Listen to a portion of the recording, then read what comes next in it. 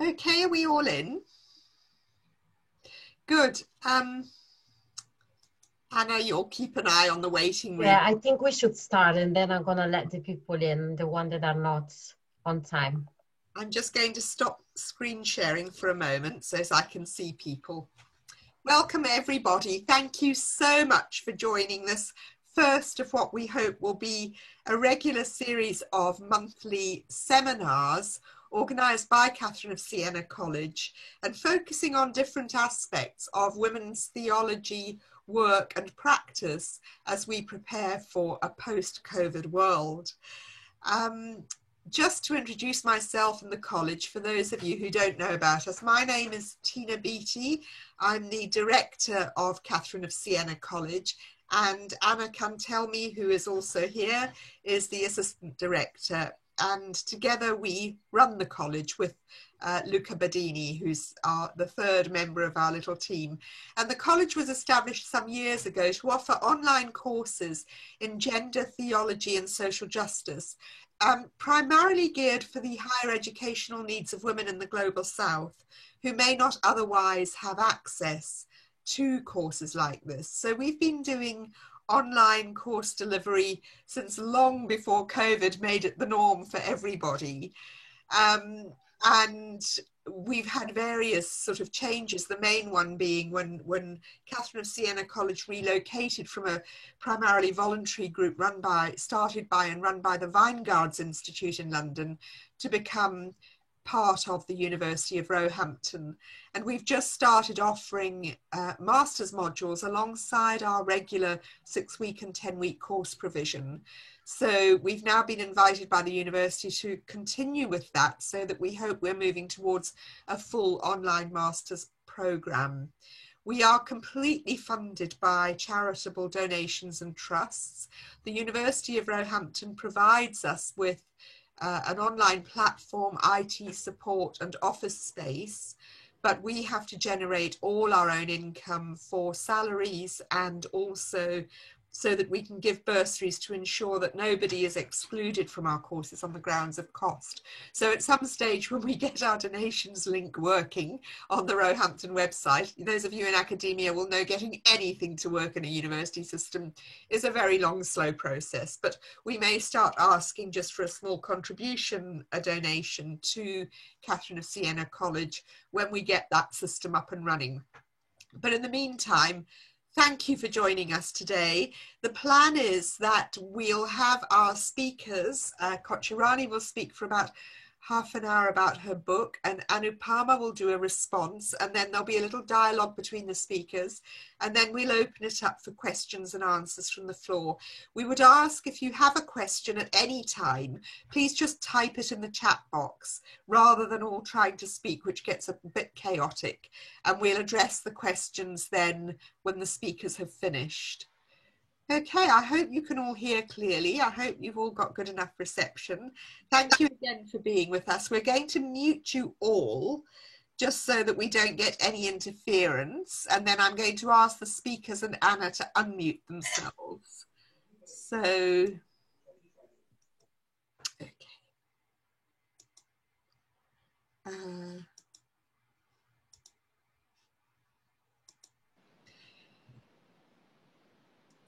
So I'm delighted to introduce Dr. Kochirani Abram and Dr. Anupama Ranawana, who are two leading feminist scholars and activists in the fields of Asian theology. Kochirani today is speaking about her wonderful book, Persisting Patriarchy, Intersectionalities, Negotiations and Subversions. And any of you who have ever done academic book reviews will know that sometimes your heart sinks, the deadline is past, you're being pestered, you've read the first page of the book and you're thinking, oh, life is too short for me to plow on through this. But with Kochirani's book, I was absolutely gripped from beginning to end. There were times when it made my heart sing. There were times when it made me rage with impotent anger. So I'm really delighted that Kochirani is here to speak about her book today, and also delighted that Anupama, who is a Sri Lankan theologian based in the UK, is going to engage with Kochurani. Anupama has long experience in international development and in Asian theology, and she's just about to start a PhD on Asian feminist liberation theologies at the University of St Andrews. So welcome to our speakers. Oh, can I make my PowerPoint presentation move forward? This is the cover for Kochurani's book, and just to read to you a little paragraph from the review I wrote for the Journal of Asian Christian Studies. This book focuses on one particular cultural context, that is Kerala, but it's a groundbreaking study of much wider relevance. It merits attention by all who seek to understand how a rigorous scholarly approach, rooted in feminist methods of interrogation and analysis, combined with attentive listening to women's stories, can expose the historically and culturally embedded dynamics of power and domination that so often make women complicit in their own oppression. I'm left a little daunted by the enormity of the struggle, and yet inspired by the global community of scholarly religious activists who are determined to persevere. Kochurani Abraham is a fine example of that, and actually looking at the list of participants in this seminar, I can see many, many others of whom that description is also true. So that's enough from me, and over to you, Kochurani.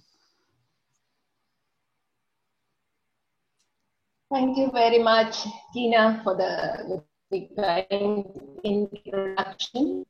I feel very honored to be part of this program.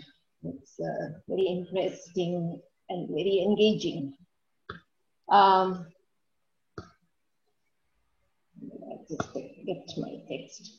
So a very good evening to all from the Asian side, and a very good afternoon or even good morning to our friends from the West.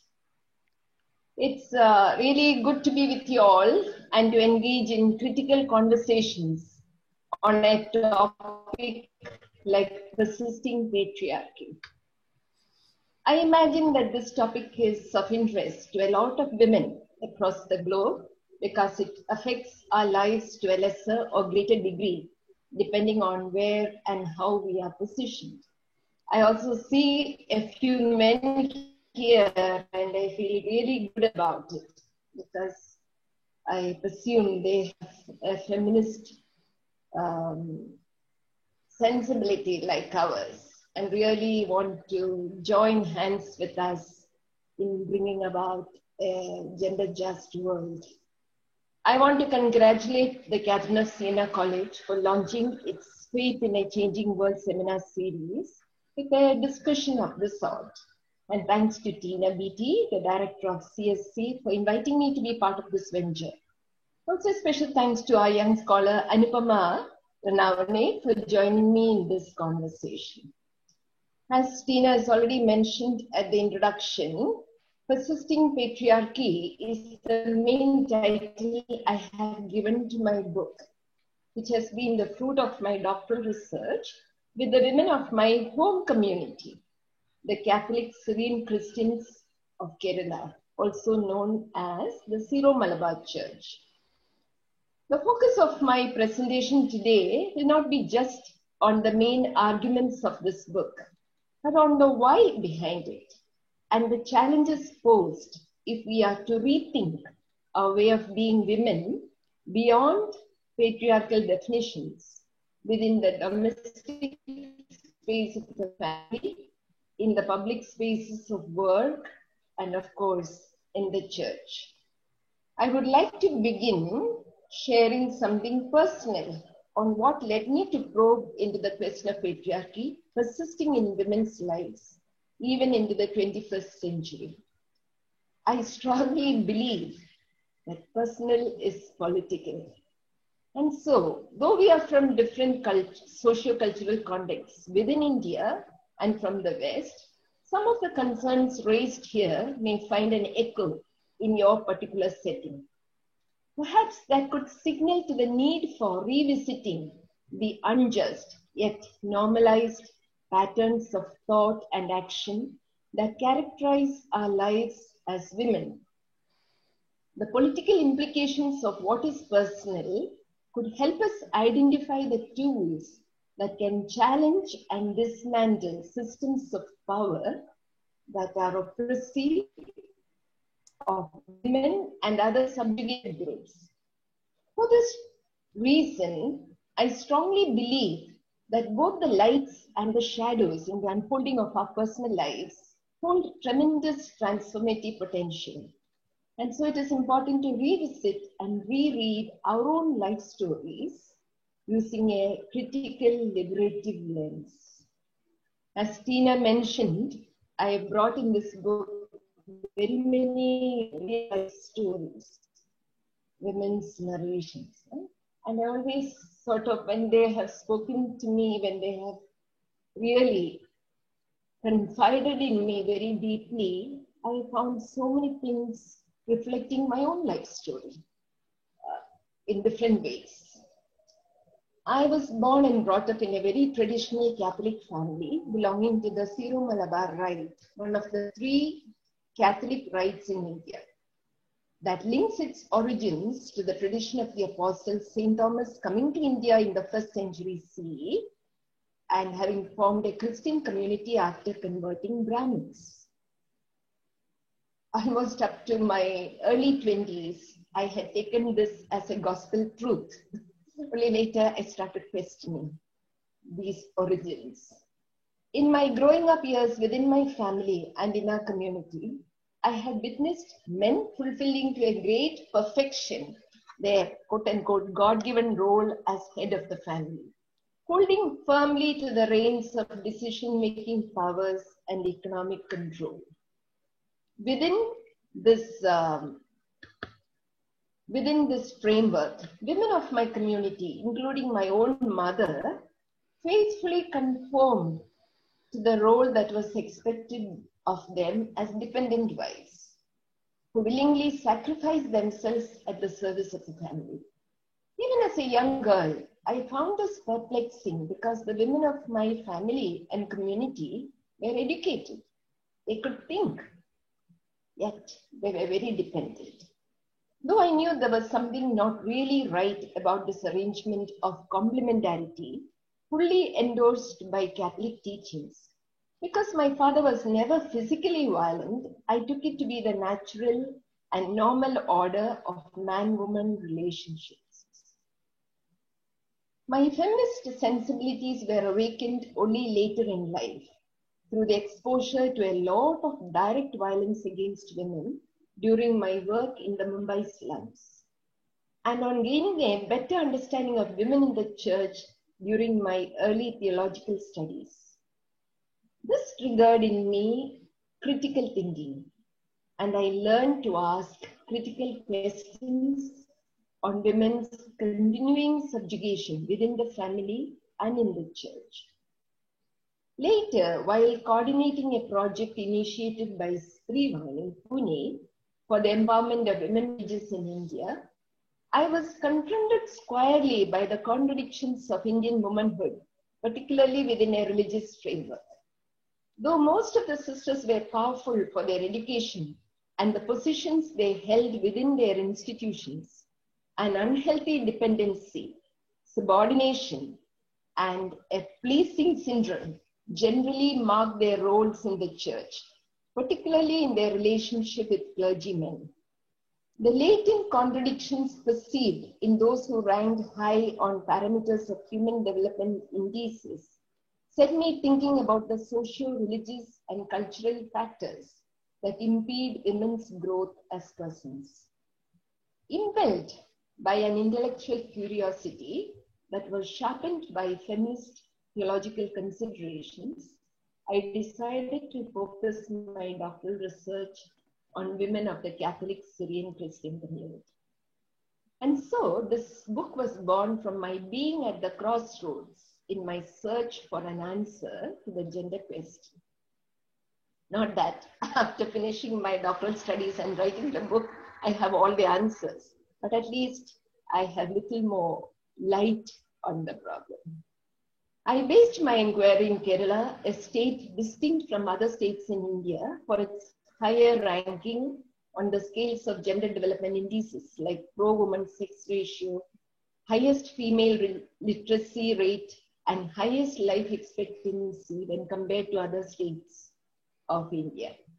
However, the deplorable side of Kerala's gender story is manifested by the fact that despite achieving parity in the field of education and having the highest literacy rates in the country, Kerala faced the ignominy of having also the highest female unemployment rate in India, extremely low political representation, and the highest rates of recorded crimes against women, particularly domestic violence and sexual violence like rape. I found the women of the Catholic Syrian Christian community a classic example of the gender paradox that lie beneath the development mask characteristic of Kerala society. Their story becoming more complex with the caste inscriptions of the community's socio-religious and cultural ethos. Hence, a critical examination of the intersectionality of caste, class, and religion with gender became necessary for understanding the operational dynamics of patriarchy in this community. And so the focus of this inquiry was on the gender politics of religion based on the lived experiences of the women of this community. My research universe consisted of married women between 25 and 65 years. And I problematized the gender question, positioning it within a theoretical framework of the concepts of power, space, and consciousness. I found these concepts appropriate tools for examining women's lives in terms of where they find themselves and their process of evolving. As all would agree, patriarchy is basically about how power is exercised in gender relations. Where power is exercised as domination, dependency becomes a mode of survival for women, and this could apply also to other marginalized sections of our society. However, my research taught me clearly that it is not so simplistic when it comes to the gender question. Power equations become complex when power is exercised in an hegemonic mode. And this happens particularly within the framework of religion. Women in general are more religious than men, at least in this part of the world, maybe not so much in the West, because of their socialization.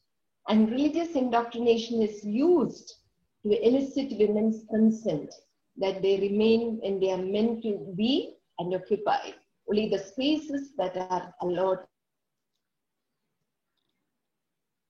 This is applicable very much to the social space women engage with.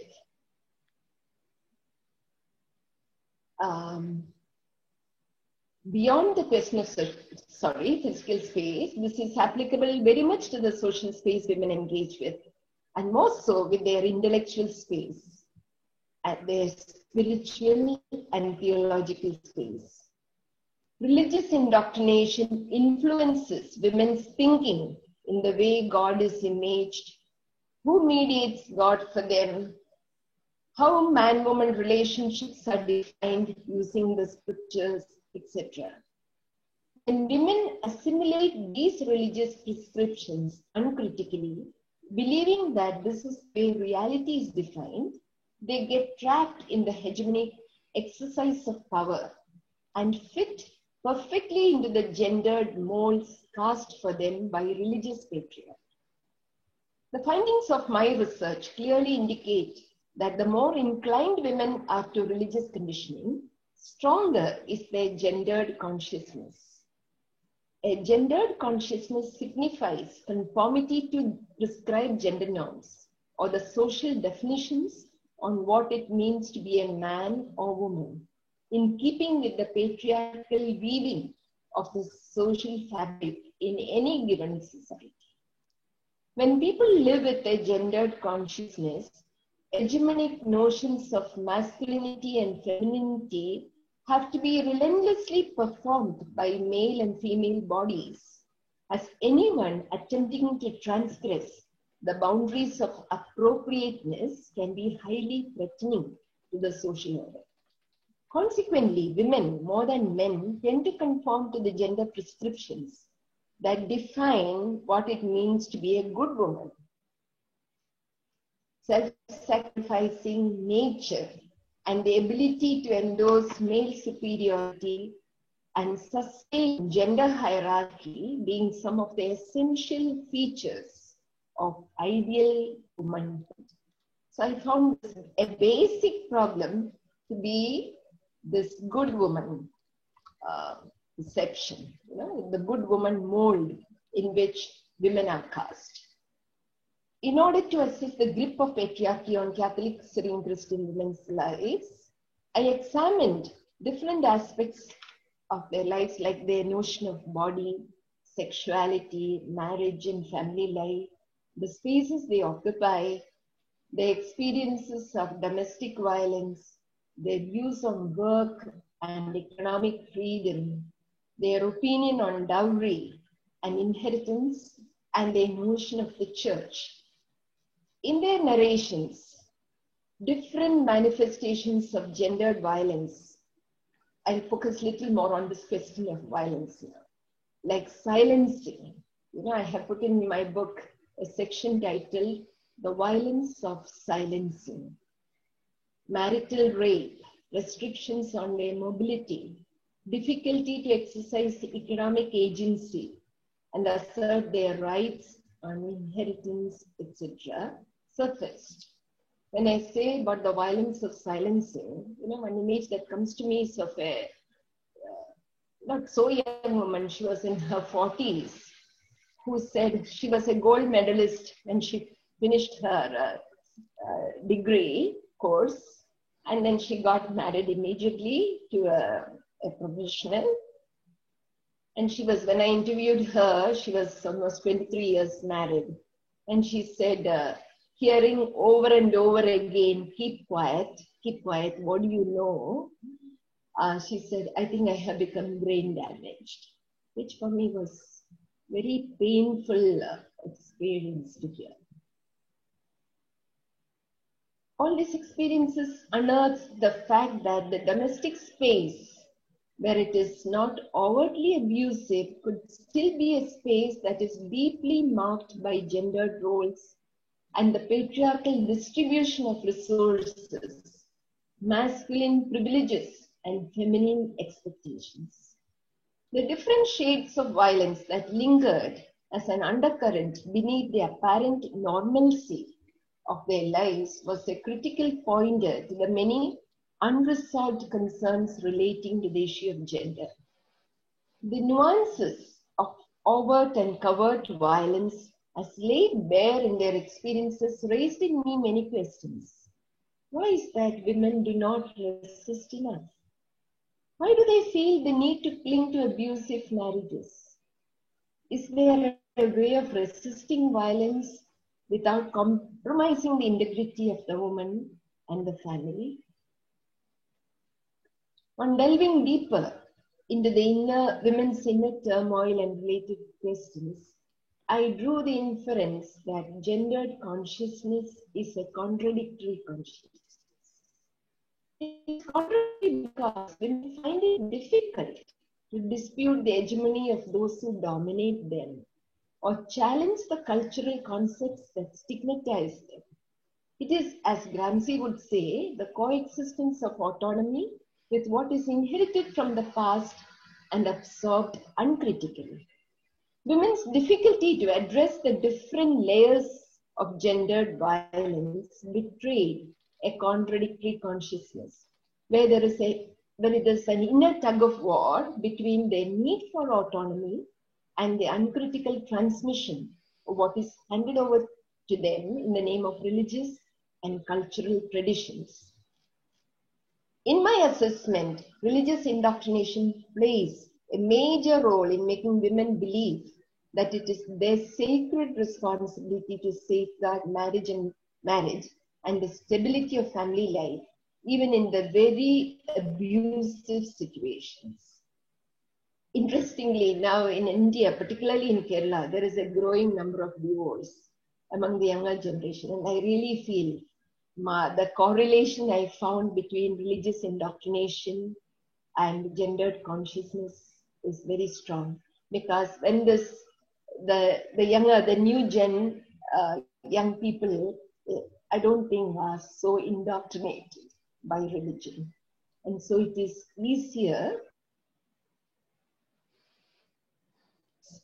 I'm not endorsing this easy divorces. Maybe marriages should be worked upon, but at least that stigma is changing.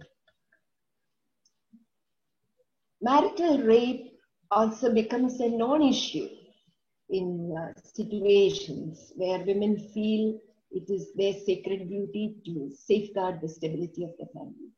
As patriarchy grants men rights over women's bodies, their sexuality, and their minds, making impunity an unwritten law operative in the domestic space. Having internalized the patriarchal myth that their supreme duty as wives is to be there unconditionally at the service of their husbands and family, women themselves perpetuate this impunity. The cultural socialization of women into selfless femininity and altruistic behavior is reinforced and perpetuated by the Christian preaching on self-sacrificing love and humble service.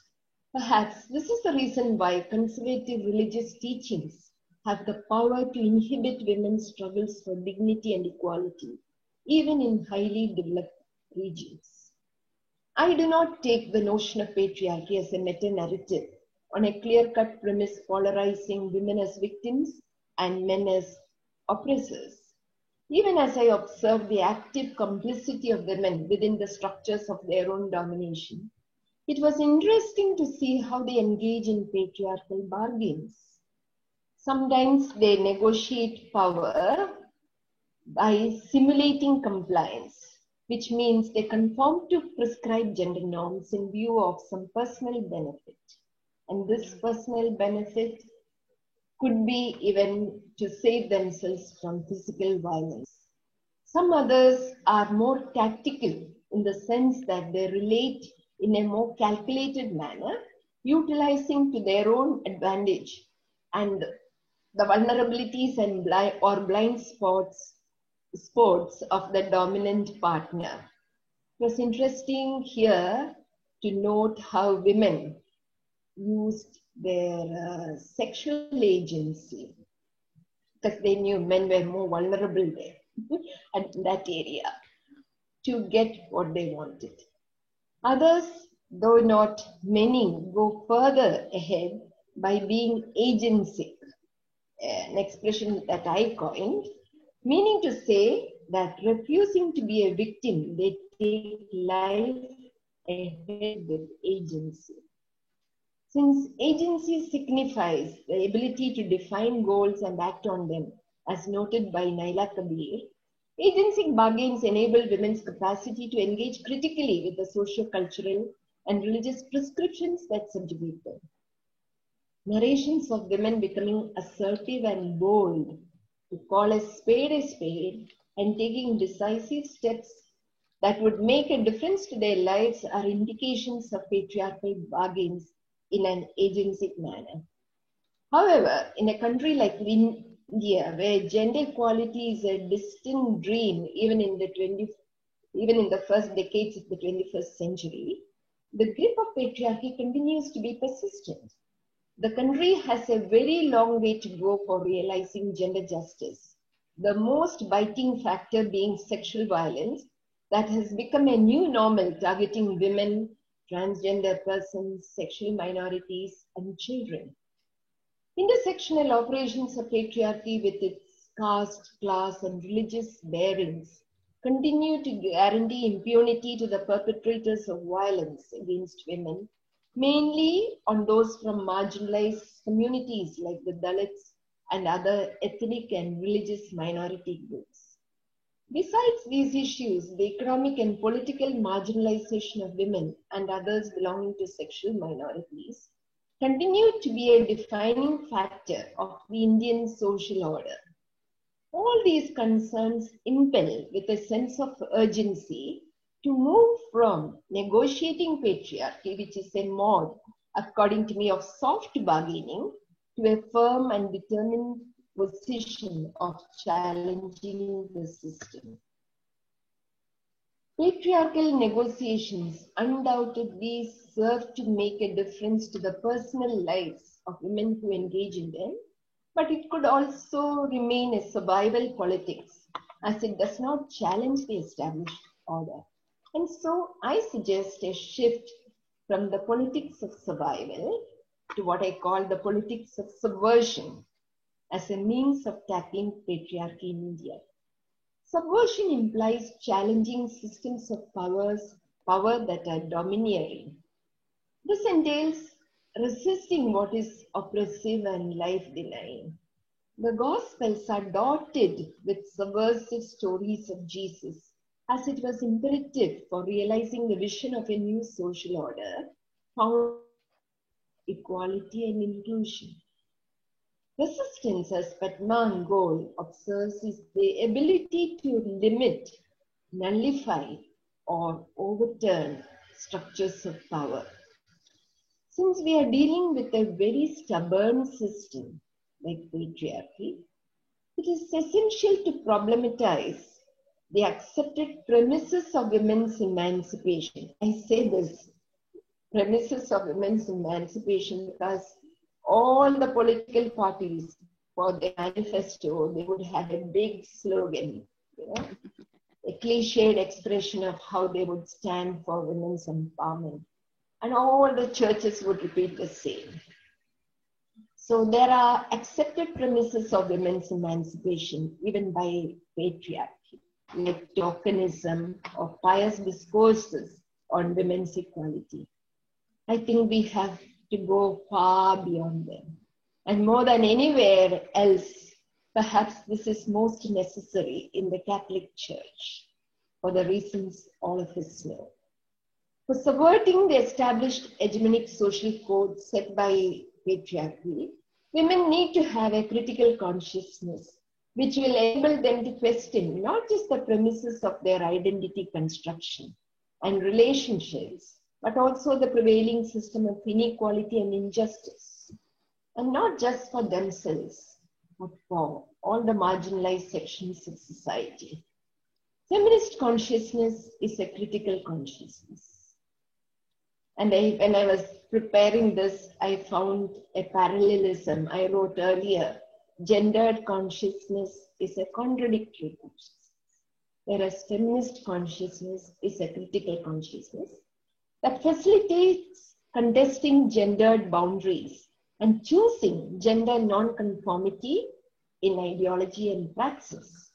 Resisting subjugation is imperative for unsettling patriarchy. And this calls for initiating resolute procedures and determined steps. Perhaps this is where we need to begin in making the shift from the politics of negotiation to the politics of subversion as a means of challenging persisting patriarchy. Thank you very much. Kochhirani, thank you so much for that really eloquent and insightful summary of your ideas, but also presentation of the issues that challenge us all in different cultures and contexts. And really looking forward now to hearing Anupama engage with your ideas and give a response to that. So Anupama, over to you. Thank you so much, Tina, and also thank you so much, Kochhirani, for your I keep saying to people that this is a fierce book, and that was a fierce presentation as well. So thank you very much for that. Before I start, I just want to correct a little bit. Tina has very graciously said that I'm a leading scholar. I'm not. I'm a postulant at best. So I would just like to just say that. I like to think of myself as a postulant scholar who just has a lot of rage. Um, I first want to speak about my relationship to the text. I usually buy physical books, but when I received the text, it was an ebook. So it was my first time having a relationship with a text in a digital format. But I found myself hunched over as if and trying to create a connection between the texts, and I found the connection through the vivid storytelling, which was not just the stories contained within the text, but I felt very strongly, Coach Rani, that you were telling us a very personal story. So when you just said now that the personal was political, I felt that connection immediately. There are so many moving parts to the text, and I'll try to touch on a few of them and try to highlight what I feel are commonalities as well. The first thing that you touch on is the problem of the Human Development Index. And I cannot tell you how many times I have written an international development report on women's rights or gender rights and issues where I've always started by saying literacy rates in X are very high. However, women are still. I think I've written that at least 20 times. And so it was very true what you said, this idea that these indexes themselves do not understand what is being silenced or what horizontal inequalities are being exacerbated. So can the development market capture what's going on the ground? And I think that in the first instance, what we have here is an excellent argument against what they call the pro-poor strategies being pushed forward by human development. Indexes and indices does not tell you the entire story. And so here then is this story that urges us to ask a question highlighted in the text related to a Malayali movie, I think, that asks, when does a woman's dreams have an expiry date? I think that's kind of the central question here that we have to look at. This idea, if you look at the stories of Rosamma and Mary, women who would rank very highly on the Human Development Index because they're highly educated, they have certain roles, and so on, and yet their vulnerability is not recorded by the markers of development, which I think is almost a direct quote from what Coach Rani said. So what then happens? We see this first layer in that the quote-unquote secular structures themselves continue to oppress because they are also embedded within patriarchy, right? A certain kind of progress that seeks only to progress in a particular manner. The constant and the yet. So that is the first part of the many, many moving parts of this text. So I wanted to foreground that. The other, I think, key point is this question of complicity. 3 years ago, I was working with Caritas Canada, and I was giving a talk on women's rights, and the talk turned to women's ordination issues. And a lady who was the parish administrator of of the local cathedral, said very openly, I as a woman, I don't want women to be priests. And I said, why would you say that? And she said, a woman cannot carry the emotional burden that a man can. And that spoke to me very clearly in the many, many stories that you had in Persisting Patriarchy that talked about how a certain understanding of self is internalized such that it becomes normalized, right? The idea that a woman could not carry the emotional burden of the confessional, I thought, was there again here very clearly coming out as well. This first layer in which a patriarchal sense is internalized and thought of as normal. in that sense. So I thought that was very interesting in terms of thinking about how do you resist violence. And then in terms of thinking of violence, you have the title and a phrase a few times, and you mentioned again in your presentation, the violence of silence. But I was also thinking about the violence of love, which I know is Archbishop Oscar Romero's title, but this idea of love, of self-giving love, of compassionate love, of devotion to duty and religiosity, which we are, yes, indoctrinated with as Catholics and as Catholic women, means that love does a violence to us, that you normalize your complicity in being part of a system that subjugates, suppresses, and deliberately silences. And that deliberate silence is not simply coming from men or what we would identify as certain systemic patriarchy, but also from within our own, from women themselves. I think very often of my grandmother, who was, the most devoted Catholic, after she was a teacher. After school, she would go to church and spend all day there praying. She said all her prayers in Latin. I don't know if she ever read the Bible or she understood her prayers, but she was a very, very devoted Catholic of that time. She was the main breadwinner, in fact, because she was a teacher and a civil servant.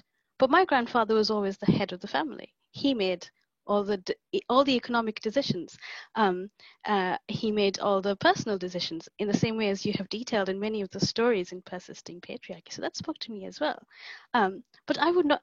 I think thinking back, I do see how my grandmother was implicated in these structures, how she was complicit in the structures, how she would often, ask me, why do you need all this education? No one's going to marry you, even though she was an educated woman herself. You see? How she would often drag me, every time I visited her on holidays, she would drag me in front of father to say, this girl talks too much, she reads too much. And yet she was a teacher. And I thought this was, these are all just, I think there was so much that was so clear and so true. And I'll connect it to a contemporary example because you talked about this new generation, can we resist it? About a year and a half ago, maybe more than that now, it's 2021, when I first really started speaking to Tina, was when a group of feminists in Sri Lanka, feminist Catholics in Sri Lanka, we were trying to resist a very oppressive abortion law that was coming in. And unfortunately, the person agitating to ensure that it was passed was the Roman Catholic cardinal, who had a lot of power. However, in pushing it forward, there was a complete dismissal of the politics of reproductive justice, of the post-conflict issues many women were facing in Sri Lanka because of genocide and rape and the war.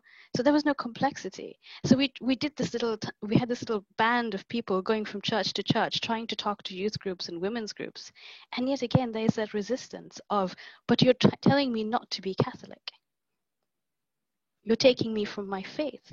But then I say, look, there's this feminist, scholar who has written about this. Why don't you engage with that? So there's this problem of if I do step outside of something, or maybe as your book relates this idea of the tactical bargains or the fake submissiveness, maybe people women are carving out their spaces by not making too much of something, not a loud raging resistance, but a negotiated resistance. And I thought that was a really, really fascinating piece, and I'd love to continue to talk to you and to do more work on that. So what do we become when we don't kind of resist the violences that are done to us? What happens because of this kind of tactical bargain, because of these, the negotiations? How do we work together to build solidarity in such a way that we can make stronger the agentic bargains that you talk about, which are, of course, more effective, right? This kind of asserting our rights against the moral obligations, and yet also dealing with the guilt of moving away from the moral obligations, I think might be something that has to be negotiated as well. Sorry, I feel like I'm speaking a lot.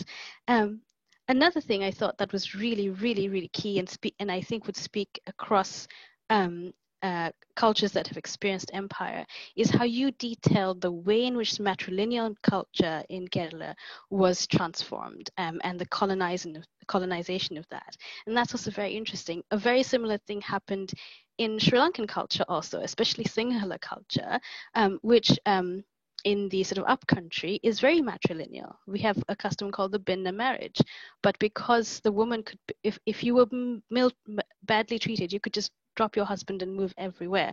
The British thought that that was sexually indecent and then inscribed marriage legally. So very, very sort of similar parallel there. In fact, my surname, Ranavana, is actually the surname of my matrilineal ancestor, because she was the eldest daughter and she married the youngest son. So I don't really have the last name of whoever the patriarch was. I don't think we even know his name at this point, which is interesting. But then it'll, how these structures change and how they are colonized, and how then I think what's really key and brought out in this text, in the way that I think many Asian feminist theologians do, is the intersection between the patriarchal culture of certain Asian settings, and I think we see this not only in Catholic circles, but also in Hindu and Buddhist circles, especially on the question of authority.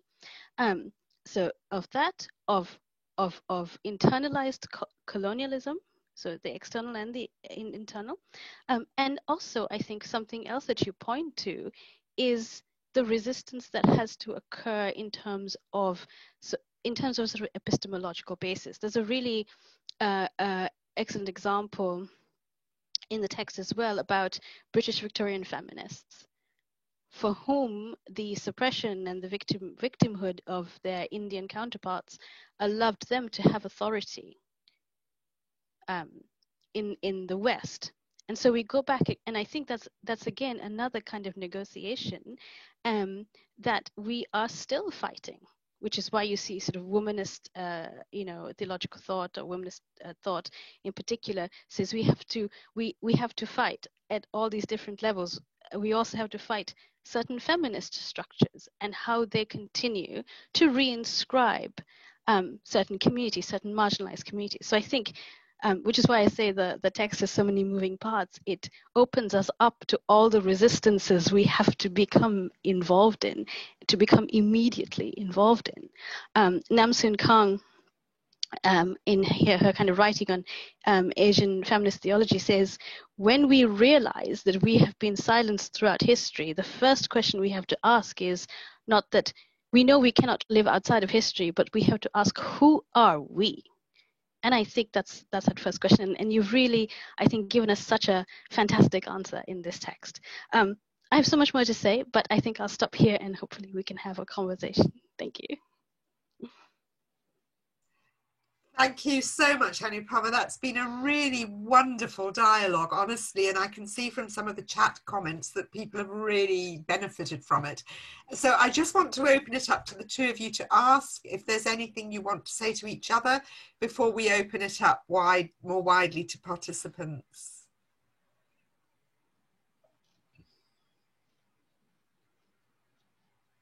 Thank you, Anupama. I'm very happy with your South Asian as well as cross-cultural belonging, how you can perceive, the different shades and nuances of patriarchy very clearly. That is why, initially when I was even focusing on my research, how to focus and I had a little bit of confusion because when I was starting my doctoral research, because in the postmodern thinking, or what we call the post-feminist thinking, we say patriarchy is a very outdated term. Okay, and I myself read into that a lot, and I said, oh my God, whatever postmodern, we have not even reached modernity in that. Go to hell with all postmodern thought. I will stick to it because I know what is happening in the ground reality. Yep. And then I felt, you know, like from experience of traveling abroad, I said, whether you are in United States or in Europe, I lived 3 years in Spain for my post-graduation licentiate in theology, systematic theology. And I found that people a lot more conservative and more patriarchal in their thinking, including women. So I felt, no, I'm going to take this title. Yeah. But the title, Persisting Patriarchy, I got at the, you know, kind of at the very tail end of working on the book, not when I was doing my doctoral research. When I did, the title I had put for the thesis was, Negotiations of Power. No, I put it between patriarchy and development, negotiations of power by the Catholic Syrian Christian women in India. So when I was converting that thesis to a book, maybe after 10 years, how many years? 8 years. And I was wondering how to title that. By chapter, I became very convinced. Maybe 8 years have passed, but things are still the same or even worse. And suddenly the term persisting hit me. And I said, I'm going to keep it. Yes. So that's where I feel, I think, you know, even with the whole postmodern framework of feminism, I think there are certain things which we really have to name for what it is. Yeah. Which are resisting change, right? Yeah. So that's where I want to. So I'm happy you, a young scholar, can resonate with that. Thank you. No, I mean, I thought, like I said, it was a really, it opened up for me this relationship with the text to go back into certain stories. And I myself have been reading, you know, some of the papers of the Eat What conferences, rereading rather. And something else that struck me, and I didn't, and this idea of persistence, I think, is so important. I myself wrote an essay recently talking about the importance of women's religious thought for global politics, and my title is Persistent Becoming. So I felt a real relationship with what you were opening up in this text. But the other thing I think, when we're thinking about persistence and how we negotiate persistence, perhaps, is when I look back at, you know, some of the documents of the Eat What conference, Ecumenical Association of Third World Theologians, I should have spelled that out, which is, you know, consultations from 1984, 1986, 1989. We see such similar themes as what you highlight in your text, and this should be worrying us, that we are still seeing these things, that we're still negotiating and trying to find ways in which to resist this. And again, I completely agree with you that there are certain quote unquote progressive liberal structures that are found wanting because silences continue there. But I think within church also, we need to be stronger about resisting ideations of what is feminine, right? What you speak very well in the text about, you know, the feminine characteristics of Christ, and the idealization of the feminine Mary, which functions as an obstacle to women's autonomy. So then, you know, and I think Marianne Kartopo, in her book on Indonesian women, and this is, I think, again, a text from the 80s, also argues for the need to reappropriate Christology so that we center the passionate Christ, the Christ who overturns tables, who shouts in the market, and see that Christ as the Christ of the female image. I would also wonder if how do we dismantle, and we continue to do this. I think there is work on it, and we need to continue to do this. How do you dismantle this idea of this beautiful, sweet, compliant, Mary? How do we dismantle that in a faithful way? You see, how does that dismantling take place? And I think your book gives us the urgency of why that should happen. I hope I don't get excommunicated, but Pope Francis, I think one of the significant mistakes we see over and over again is this talking about the feminine genius. And I know that I know that Tina has written very well about the problem that this contains. So how do we engage that and say, here, come take a look at what's coming out of Asian, Latin American, and African feminist thinking and writing from theological spaces that gives you another story? How do we dismantle and disrupt that as well? So I'm sorry, but these are questions that again became urgent for me in reading your text. Sorry, I'll stop. Right. We could go on. This is just such an interesting dialogue, but there are some questions very relevant to opening it up. And one of these, particularly, this is a question to Kochurani from George Patry. Welcome, George. So, Kochu, could you highlight further on the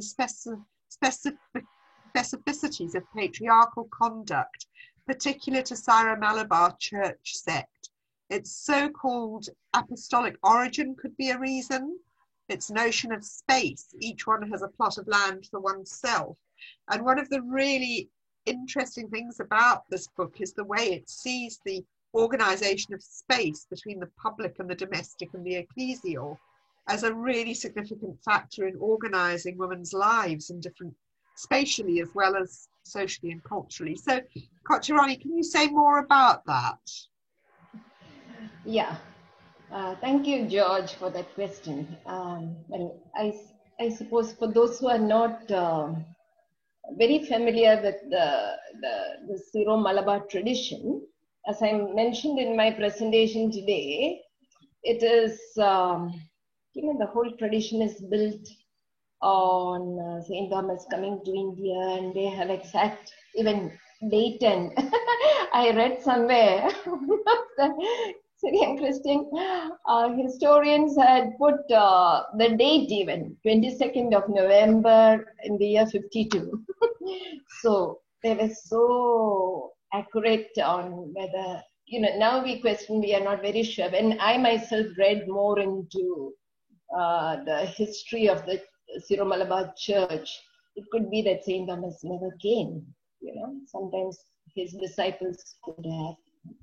But what is really, what needs to be deconstructed is the myth that if at all St. Thomas came or whoever came, definitely there was a Christian community, okay, in the early centuries starting, that was there. But whoever came, the myth is that they converted Brahmins, okay. Brahmins, from those who are abroad, is the so-called uppermost caste in the caste hierarchy. But when you read secular historians, actually, the Brahmin community in Kerala is called Nambutiri.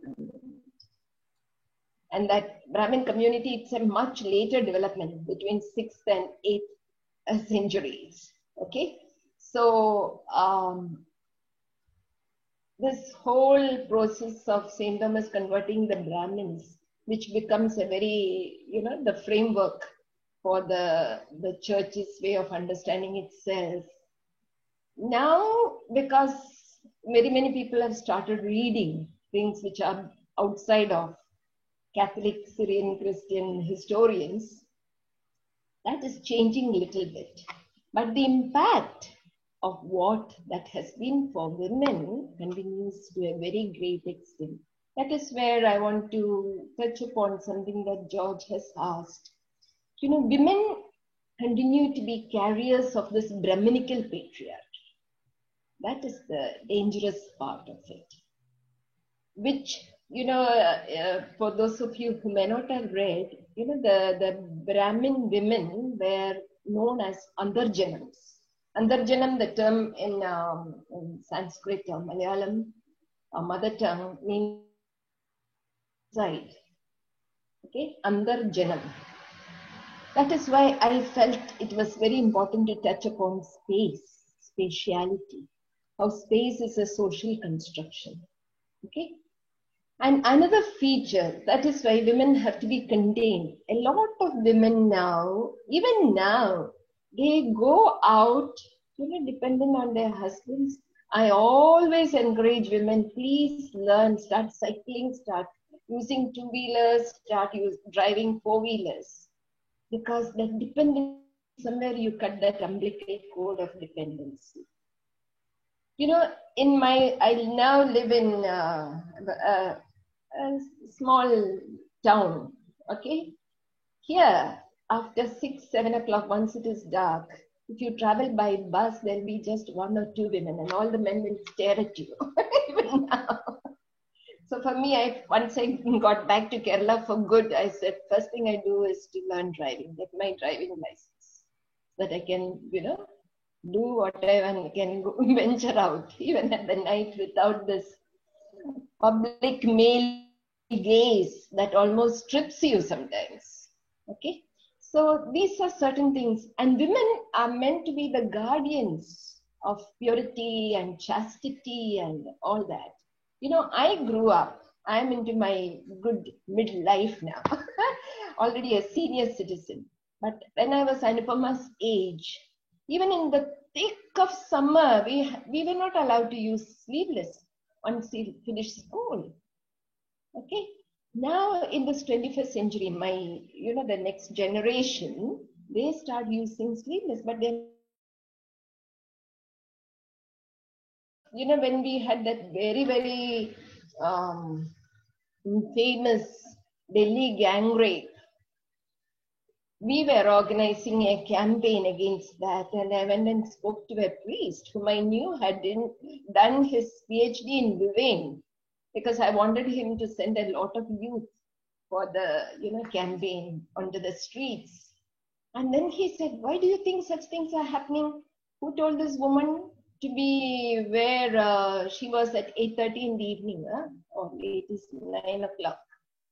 And this man was giving me a lecture on who told her, and God knows what she was wearing. And I told him, what was she wearing? Was she going for a swimsuit? Was she in her swimsuit?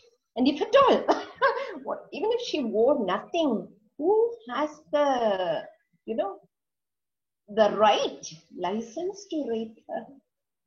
And I asked this priest, you studied, I know you studied in Louvain, in summer. How do people go around in Europe? Because it's so hot with the bare minimum clothes. Then he said, no, that is Europe. This is Kerala.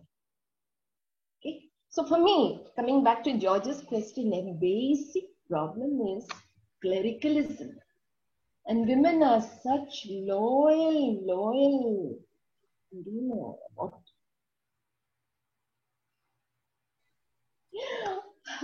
devotees of clergy, because they still think they are Jesus Christ. For me, the greatest agony has been deconstructing these are men. And I told, once it was so funny. I was talking to a senior nun. She kissed my hands when I told her. She asked me, what do you do? I said, well, I do many things. I said, and then what else? Where do you teach? I said, I teach some seminaries. When she heard I teach seminary, and she caught my hand and kissed it. I'm saying, such clergy. So whatever the clergy say has such a impact on women even today. So sorry. Yeah, I want to ask Anupama a question now that's come in about the HDI, but Kochirani, something you're saying there, which I also think is something we should bear in mind, that in my experience, sometimes when you challenge a member of the clergy who was well-intentioned, and you say, well, it's not helpful that you actually intervened in that situation or that you said that, and then you get a very wounded response. So I think there's a desire for women to be protective and women to, I got an email from a member of the clergy the other day saying, oh, I didn't sleep last night after that situation. And I thought, well, that's not my problem. So, we're expected to mend the hurt we might cause by just taking a stand and saying no. Anyway, that's another topic. And I don't know if you want to comment on this from Anita Cheria, that the HDI, especially related to educational qualifications, is misplaced when equated to being progressive. It only indicates the investment in formal education, and those who succeed in this competition are usually those who follow the tradition and more conformist rather than questioning. What do you say to that, Anupama? I do agree with that. I think especially a lot more critical scholars who are working on decolonizing development, for example, would completely agree with you. I think Olivier Rutazibwa, who's a Rwandan scholar, one of the things she points to is something that comes out of Gochani's text also on the fact that grassroots stories are not available and are not understood. Neither are the kind of complicated negotiations it takes to become educated, especially if we take education as an example, to become formally educated, right? Especially, I think, certainly from the South Asian context, we do know that access to certain spaces comes through connections. It comes through where you are located. So the urban-rural divide. There is, if I speak from the kind of Sri Lankan context, there is a lot of kind of focus on ensuring that people get into that you become a medical scholar or you go to law school, but if you fall out of that trap, there's not much for you, and then you end up getting sent to art school. And then sometimes you fall out of formal education because you're not supported there. How are scholarships made available? How are you supported? I mean, look at this COVID-19 pandemic. I think throughout the world, the biggest issue we're going to face is the fact that a lot of people didn't have access to internet, didn't have access to a proper laptop. I mean, even in the UK, we're facing this situation. And I think that's going to mean that people in formal education are going to go back quite a few. But then if you have to meet a sustainable development goal or a millennium development goal, or I think they're now restructuring for 2035 into another set of indices, how are they really looking at what is occurring on the ground situation? In that sense, I mean, I recently finished a report on the situation of garment workers in Sri Lanka that is critical of the SDGs because it does not look at the dynamics of why women go to work. There are lots of women who within the index will say, oh yes, they're very well employed and they have pensions and they have savings, but they don't realize that lots of those girls go there. They aren't able to return home because of the fact that they went out to work means that they have no more belonging in their community. Those who do come back only come back once they've saved up enough and they've found someone to marry them. So really, it's a temporary engagement, and so there's no kind of pursuit of formal employment or formal education. I apologize, it's a bit of a rant, but I'm just agreeing with you in the sense that these dynamics are really not going to be covered by an index that says X% of women were employed or X% of persons from a marginalized community had formal education. What does it mean for that person? What kind of negotiations does that person have to go through in order to be educated? Very few people come through via merit. Thank you. I'm done. Thank you. Another topic that comes up that I think weaves through, so there's a topic from in Canada, Genevieve Anderson, which also relates to questions about Sarah, have I pronounced that right? About Mary and theology of the body. I think, you know, we can put those together because they feed off each other. The idealized feminine in Mary and this kind of, well, I mean, theology of the body is something I spent many years struggling to expose for what it is, you know, which is just a very romantic masking of the old patriarchal power and a kind of sexy, eroticized marital relationship, clearly written by men who don't know what it's like when at 10 o'clock at night you're thinking much more about, did he put the rubbish out, than, you know, isn't this union of copulative and reproductive and whatever wonderful.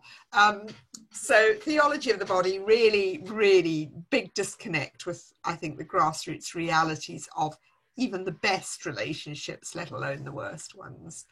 And I wonder if either of you want to mention that. I mean, one of the concerns I have about theology of the body and the accompanying romanticization of Mary is that it's very, very well funded by the American far right and, you know, again, the Catholic far right. So there are resources. So if you're running a poor parish in rural India or Africa or somewhere, and you can get all these books and videos and, you know, why wouldn't you take them? And it's related to EWTN making itself widely available as well, the, you know, very sort of conservative radio, well, fake news radio station. So we have a problem, I think, with vastly funded, very conservative movements. The theology of the body, I think, is one of them. I'm just interested in how influential you think it is among Asian women's lives.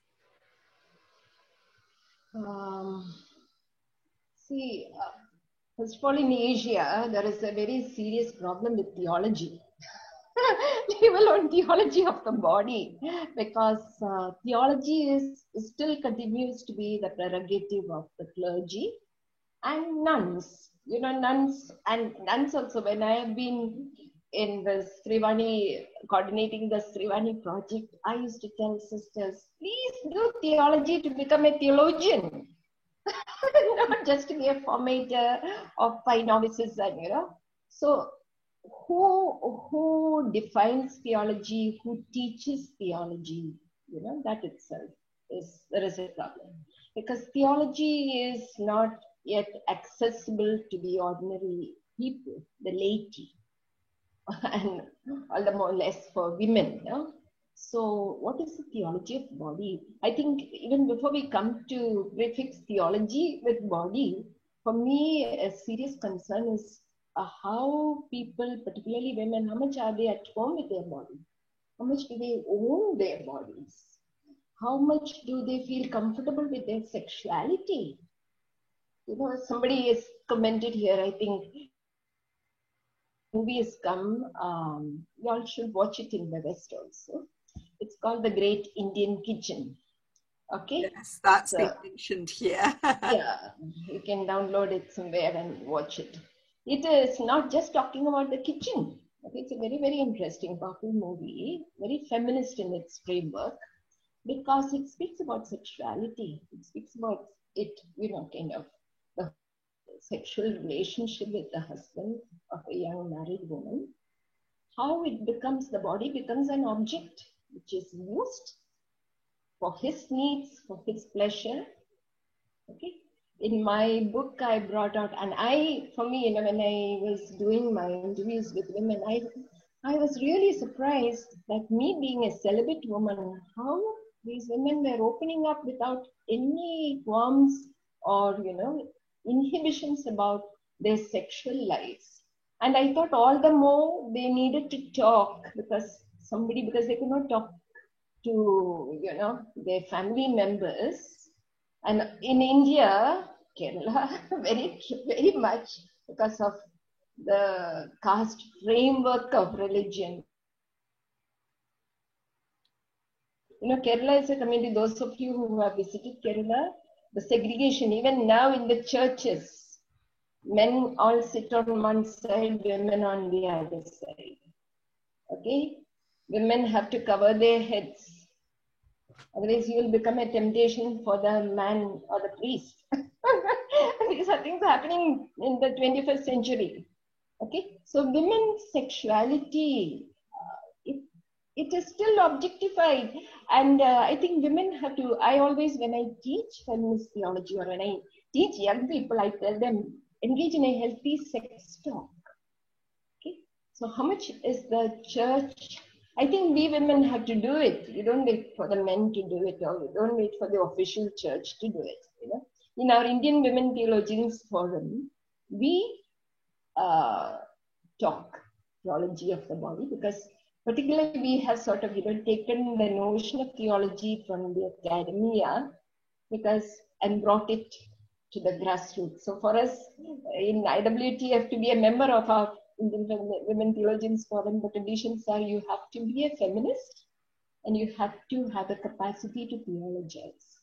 We are not discounting academic theology. We really encourage a lot more people, women, to do proper studies. I myself, because I did licentiate in systematic theology, I could work on feminist theology. I never studied feminist theology, but I could understand the need for feminist theology.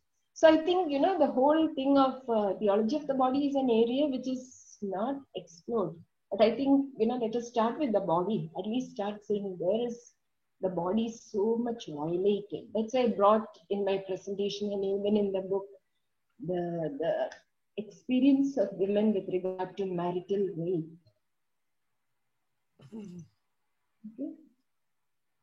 I mean, one of the stories that you tell in your book that actually haunts me, it comes back to me so often every day, is, and this is again, some of the questions are about the complicity of women in these systems, as you've said too. The young woman whose in-laws were so demanding, they virtually enslaved her, and she ended up hanging herself from the cradle rope of her twin babies. Yeah, oh, it's horrible. Could not cope with the demands of her mother-in-law. So it's these kind of, I'm looking at a question here about resistance to let go of certain practices. And that story in particular, because it's so extreme and so despairing of where these things can ultimately lead if a woman has no power, and if the women in her own community and family are also agents of her oppression. That woman is from my own home parish, okay? Not very far from where I stay. I brought that story into the book because actually she was not one of my respondents when I selected my group. But I had come home to my parents' house for a weekend, and then I was told this so-and-so committed suicide. So I ran there, and I was in her house when her body was brought back. I didn't know this girl personally because I had moved out of Kerala, since many years, and I had come back during my study, all that. Anyway, so I helped some other ladies who were there to clean up the body, because according to our tradition, we bathe the body before putting in the coffin. What struck me so much was this girl was only 28 and she was so thin. And, she was breastfeeding 2 babies because the twins who were 70 days old, they were born premature. And both these children were screaming. She had no breast to breastfeed them. That kind of emaciated body. But for me, what I want to draw your attention, I have written somewhere, the violence, the crucifixion and women, something in one journal. I stayed on in that family because usually in our places, the priests and nuns come and they say there is a special prayer for the dead called Office of the Dead, and they will repeat that. So many, if the family belongs to a very rich person, my God, there will be so many priests coming over to say this office for the dead. Okay, that prayer. Anyway, that day nobody came, and this body was supposed to be taken to the church for burial in the afternoon around 2 o'clock. No one came. And usually I don't like this office for the dead because it's such a boring prayer, repeated. Nobody pays attention to that. So if there is a death in the family, I slowly move out when a priest comes to say this prayer.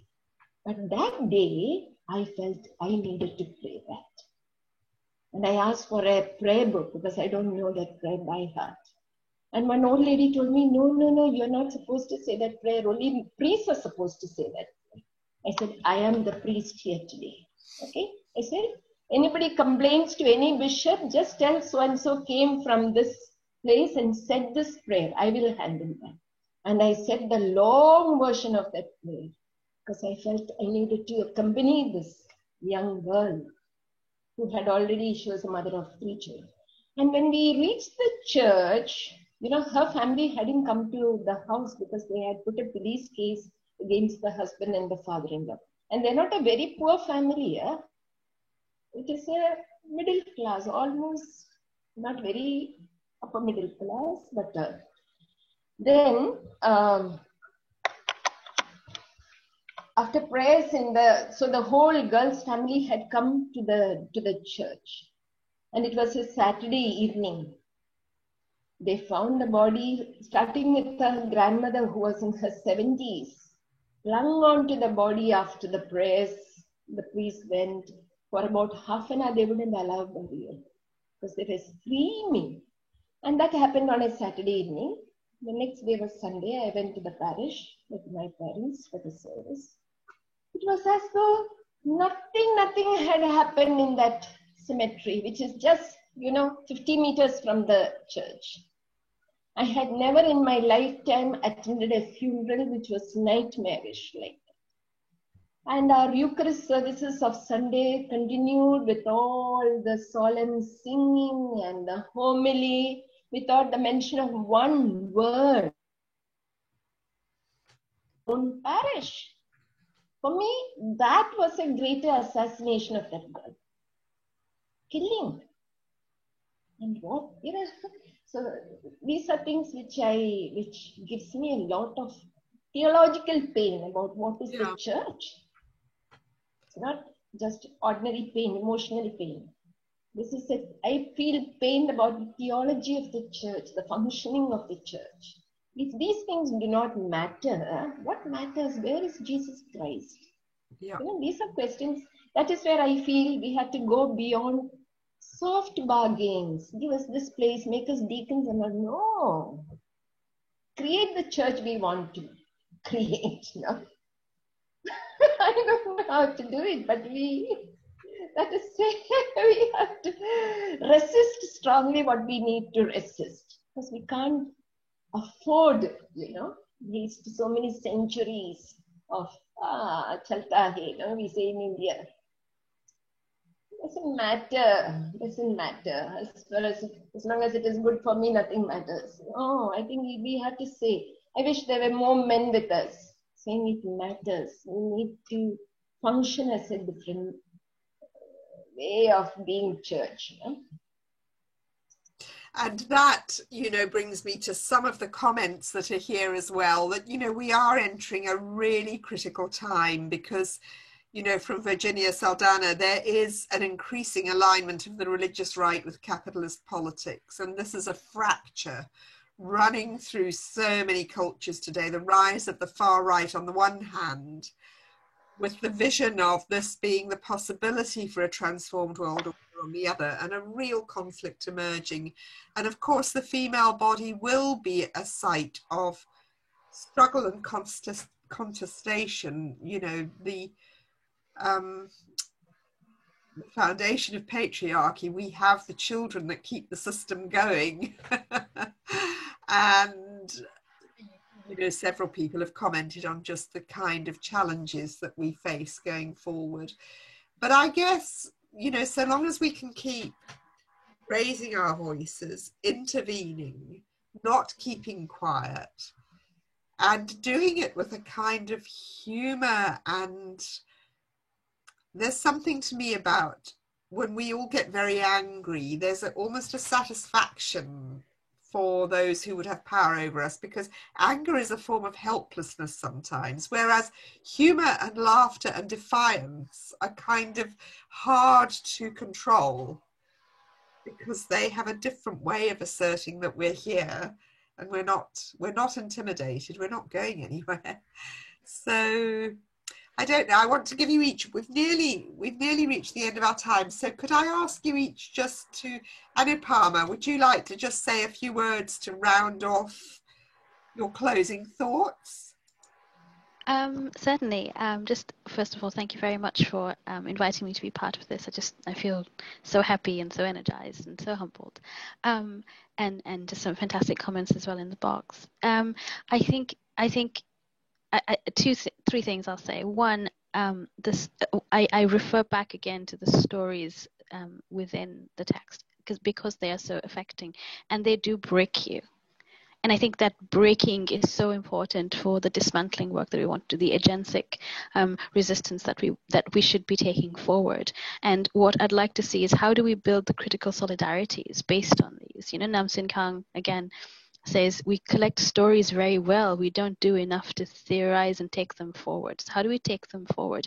And I think you're absolutely right, Coach Rani, that it has to happen not just in the theological spaces. It needs to come at the level of preaching, at the level of the kind of grassroots groups, and it's difficult because, especially in COVID time, civic space is shrinking. You know, you talk a lot about space and spatial power in the text, and I think that's really, really key. One thing I have found is that I now have a tendency to just go up to priests to say, Father, why didn't you talk about X, Y, and Z thing? And once, very honestly, a priest said to me, you know what, I realize that Pope Francis wants me to stop talking about abortion and, you know, sex and so on, but I don't have the time to engage with all this stuff. So I started sending him little email bullets with summarizing. And once he actually did preach on social justice. So maybe that kind of persistence is what we need. But, you know, Sister Noel Christine, who's a Sri Lankan nun, and she's, you know, at the forefront of a lot of fights. She just said to me once, you have to become someone that they just end up putting up with. So maybe that's who we have to become, like stand outside and become that. And I think, yes, absolutely, this idea of, you know, the religious right and capitalist politics have become so imbricated. And I think that's something that we need to find ways in which to resist, especially because there's a lot of significant funding coming from not just, I think, the US Catholic right, but the US evangelical churches who, I think, like a website like LifeSite, for example, you know, they are driven by all this kind of funding. So how do we find ways in which to expose these things in a critical way? And that brings me to my last level of where solidarity needs to occur. Recently, I was at a feminist conference. There's a lot of, you know, more sort of a secular conference, and there were lots of really good papers on gender ideology, especially the Catholic Church and gender ideology. And they were all talking about gender ideology and mentioning how it is an oppressive way of thinking. But none of those papers actually also covered the resistance coming from, you know, say there are Christian Polish women's groups, for example, who are writing and resisting, and they're doing the kind of activist work on the ground. There are feminist scholars in religious spaces who have been pushing back against this. There's a lot of queer theology pushing back against this. And so I also think that we need our, for want of a better word, secular sisters and brothers to say there are these voices on the left that need to be mainstream. Let's not only have a paper on how bad gender ideology is, let's talk about these voices that are resisting and dismantling, and center these voices, and that needs to occur as well. So how we need to push forward and say, build alliances with us, build solidarity here. And with that, I will end. Thank you. Thank you, Anu. Kachu, last word for you. You know, I was looking at the chats and somebody mentioned the expiry date of dreams. I had mentioned that it was a question on blogging. The question is, who decides the expiry date of a woman's dreams? Okay, and I think that is a question that we can live with, and we can interrogate within our church framework or within our religious framework and with our social frameworks. No? And I think for women, the ordinary women, the less privileged women who are not exposed to so much of opportunities to think as we do, I think what we need is to keep, create solidarity. That somebody is there with them. You can think. Okay, at least we are thinking with you to that you decide the expiry date, not somebody else. Okay? So I think with that we can end, because we can. Thank you, everybody. Thank you very much to our two speakers and to all of you for being here. Our plan is to have this once a month, and I'm currently arranging the one for is this the last Friday of the month? I think it is. The times will vary because we have people in different time zones, and it's really important to Catherine of Siena College that our students and our tutors and everything we do has as wide a representation as possible, because that's what we exist for. So we'll be moving around time zones of these talks, so they will have to change times depending on where the speakers are. So today we have Anupama in Reading in the UK and Kochirani in Pune in India. Next time I will confirm, as long as I've confirmed the speakers. Thank you all very much. Watch this space and enjoy your weekend. Farewell for now. Anna, is there anything admin-wise you want to say? No. Okay. I'm gonna send an email to all the participants if you wish to be added to our mailing list. So that would be a good opportunity to be, you know, informed about future events and courses at Catherine of Siena College. Thanks. So thanks. Thank you everyone for joining us. Thank you very much, Anna and Tina. And Thank you for Anupama. being here. Bye. You all. Goodbye. Thank Bye. you. Bye. Bye.